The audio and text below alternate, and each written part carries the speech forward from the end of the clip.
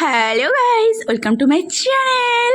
চলে এসেছি তোমাদের সামনে একটা নতুন ভিডিও নিয়ে। সো গাইস, কালকে রাত্রিবেলা বসে বাড়ির সবাই মিলে প্ল্যান করলাম অনেক দিন ঘুরতে যাই না, তাই আজকে সবাই মিলে সকালবেলা উঠে রেডি হয়ে চলে এলাম ঘুরতে। সো গাইস, এনি গেস আমি আজকে কোথায় যাচ্ছি? বলবো আগে যাই তারপরেই তো বলবো। সো গাইস, আমি তো খুব এক্সাইটেড ঘুরতে যাওয়ার জন্য। সো গাইস, আমি ফাইনালি পৌঁছে গেছি আমার ডেস্টিনেশনে। এনি গেস এই জায়গাটা কোথায়, কে কে বলতে পারো অবশ্যই কমেন্টে জানিও। ইয়েস গাইস, এটা সবার প্রিয় মায়াপুর। গাইস, আমাদের বাড়ি থেকে মায়াপুর 2 ঘন্টার রাস্তা হলেও কখনো আসা হয়নি, বাট ফাইনালি আজকে আসতে পেরেছি। আমি তো খুবই খুশি, আমার তো জায়গাটা খুবই ভালো লাগছে।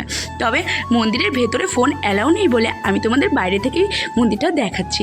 সো গাইস, ভগবানকে প্রণাম করে চটপট চলে এলাম খেতে। তো এখানে খাবারে অনেক প্যাকেজ ছিল, বাট আমরা 80 টাকার প্যাকেজটা নিয়েছিলাম, যার মধ্যে অনেক খাবার ছিল।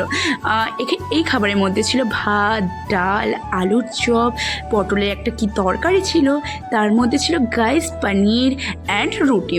সো গাইস, আমার খাবারগুলো তো বেশ টেস্টি ছিল, আমি চটপট করে খেয়ে নিলাম, আমার তো বেশ ভালো লাগছিল। এরপর চলে এলো পায়েস। তো পায়েস খেয়ে আমি আমার খাবারটা শেষ করলাম। তারপর হাঁটি পা করতে করতে চলে এলাম মন্দিরের বাইরে, যেখানে অনেক সুন্দর জায়গা ছিল। তারপর আমি ঘুরে ঘুরে চারিদিকটা দেখছিলাম, তারপর দেখলাম একটা বড় পদ্ম। তারপর চটপট চলে গেলাম সেখানে, যেয়ে দেখে অনেক মাছগুলো তো খুবই সুন্দর ছিল।